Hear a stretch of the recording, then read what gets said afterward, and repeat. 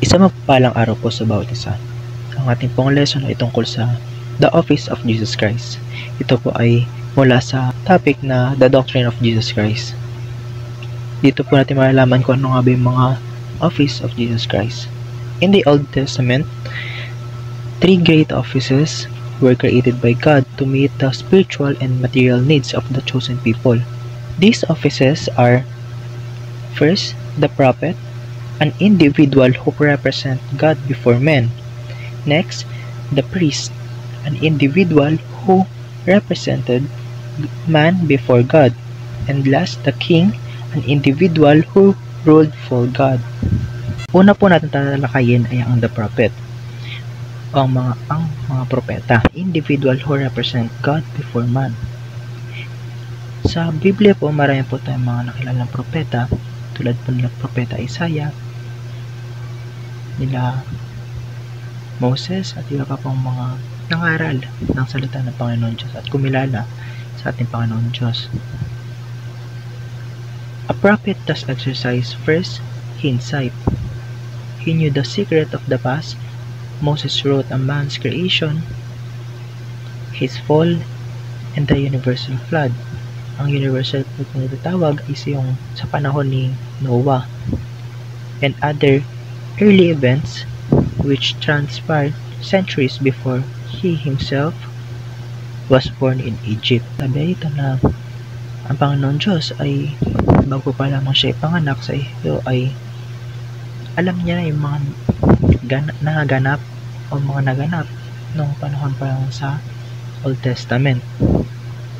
Next po is the insights. He knew the problems and needs of the present. Prophets like Isaiah, Amos, Joel, Jeremiah, and others thundered out God's wrath against the sin and decay from their times. Ang Diyos po ay batid niya ang lahat ng problema na kinaharap noon at maging sa kinakaharap din natin ngayon. Dahil alam naman po natin na ang Panginoon ay all-knowing o alam niya lahat ng bagay na nangyayari sa mundo o nangyayari sa mga tao. Third is foresight. He knew the secrets of the future. Daniel writes of the coming tribulation, and Ezekiel described the glorious millennium. Ang Diyos po ay alam niya na yung mangyayari sa hinaharap. Kaya po si Daniel ay nakapagsulat din ng about sa papel na tribulation. Dahil ang Diyos ay binigyan niya ng karunungan si Daniel para may sulat po ito. Next, the priest, an individual who represents man before God. Sa priesthood po, may mga qualifications. First, he must taken from among men a man with compassion for other men.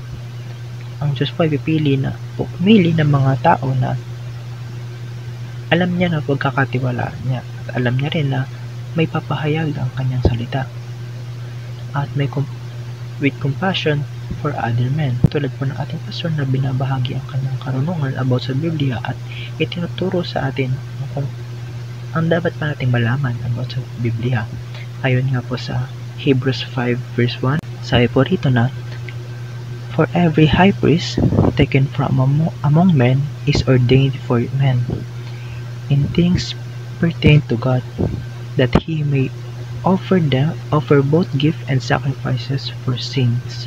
Sabi rito na ang Diyos ay pumipili ng mga tao tulad po sa panahon natin ngayon, ang mga soul winners, mga disipulo na handang ibahagi o magbahagi para sa ibang tao na maligtas sila sa kasalanan.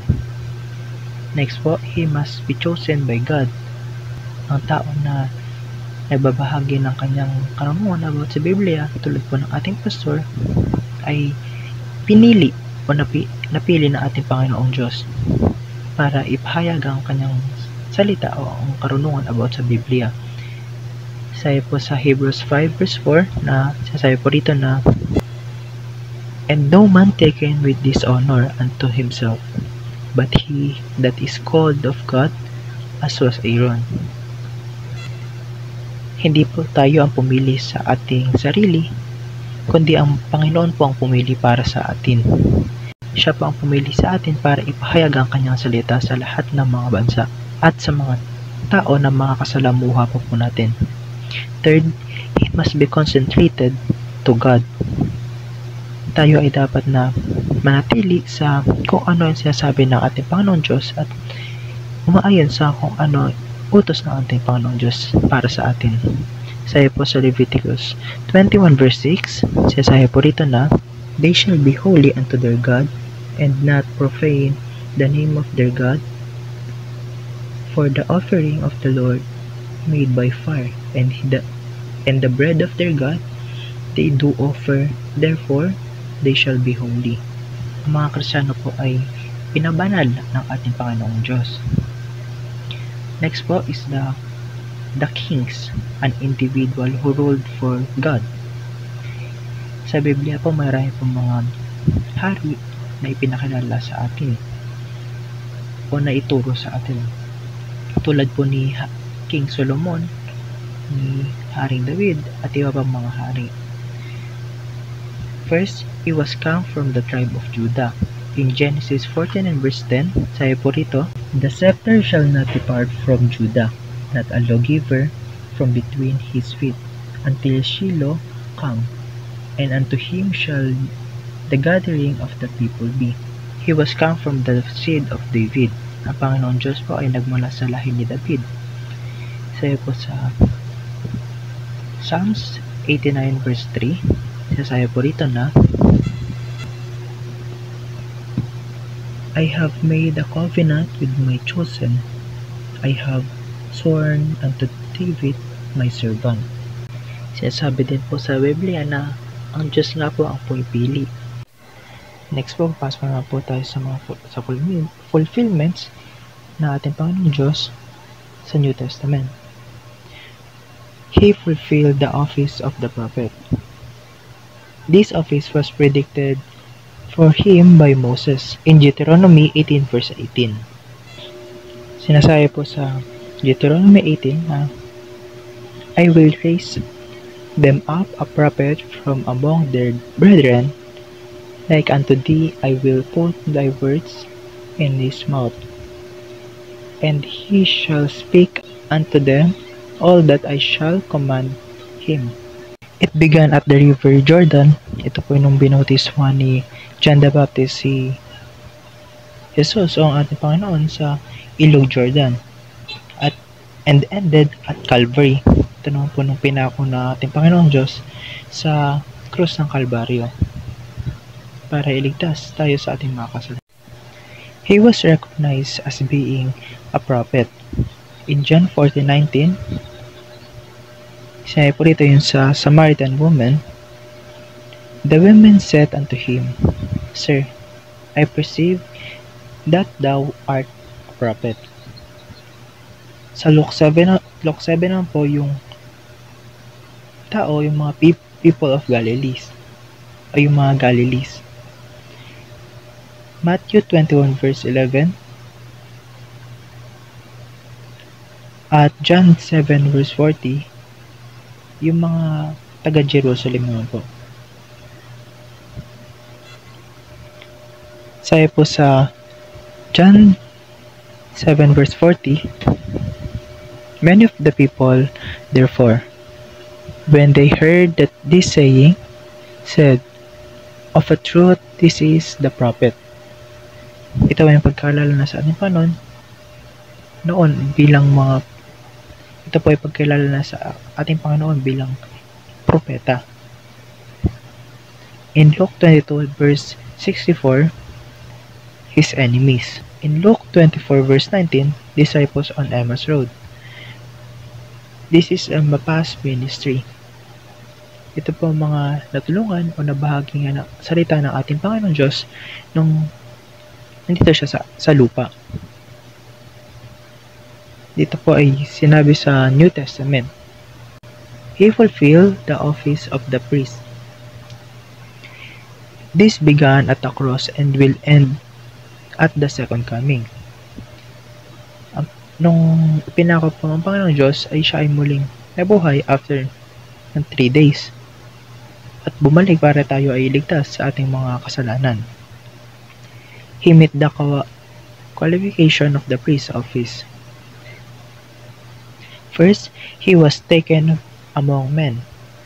In Hebrews 4 verse 15, sabi po rito na, "For we have not as high priest, which cannot be touched with the feelings of our infirmities, but was in all points tempted, like as we are, yet without sin." Tayo po ay mga makasalanan at natulan papunta sa impyerno, kung kaya't kailangan natin na magliligtas sa atin. Kaya po ang Diyos ay pinili niya isakripisyo ang kanyang anak para tayo ay ligtas sa ating mga kasalanan. He was chosen by God. Sabi po sa Hebrews 5 verse 4, sabi po rito na, "And no man taketh his honor unto himself, but he that is called of God was Aaron." Tayo po ay walang kakayanan na iligtas ang ating sarili sa kapahamakan papunta sa impyerno. Kung kaya't kailangan natin ng isang Panginoon na magliligtas din sa atin. Kaya sa ating mga tumanggap ay o na nakakilala na sa ating Panginoon, dapat nating ipahayag din o i-share natin sa ibang tao yung kaligtasan o yung magandang balita na regalo sa atin. He was concentrated into him. Katulad din po ng nasa letter B, tayo ay dapat na manatili o kilalanin ang Panginoon Diyos bilang sariling tagapagligtas at maniwala tayo sa mga plano niya sa buhay natin dahil siya yung Panginoong Diyos at na alam niya yung mga bagay na mangyayari pa sa atin o yung mga makakabuti pa sa atin. Third, he performed the responsibilities of priest's office. He offered himself unto Calvary. Inalay po ng ating Diyos ang kanyang sarili para tayo ay mailigtas sa kasalanan o sa mga kasalanan na nakagawa natin. Kaya po, para hindi yun masayang, dapat nating may pahayag din sa iba o sa mga hindi pa nakakilala ang mabuting balita na regalo sa atin ng ating Panginoon. He prayed and praised for His people. He blessed His people. Tayo po ay kanyang pinagpapala o binibigyan ng ating kailangan o pangangailangan sa ating pang-araw-araw. Basta't kung ating hingin lang o ipag-pray natin sa ating Panginoon, siya na pong bahala na i-provide yung ating mga kailangan. Dahil ang Panginoon, alam naman po niya na may mga pangangailangan tayo. Ang hinihintay niya lang po ay humingi tayo sa kanya ng guidance o ng tulong sa bagay na iyon. Next, he will fulfill the office of the kings. First, he came from the tribe of Judah. He came from the seed of David. Ito po sa Revelation 5 verse 5, "And one of the elders said unto, Weep not, behold, the Lion of the tribe of Judah and the Root of David hath prevailed to open the book and loose the 7 seals thereof."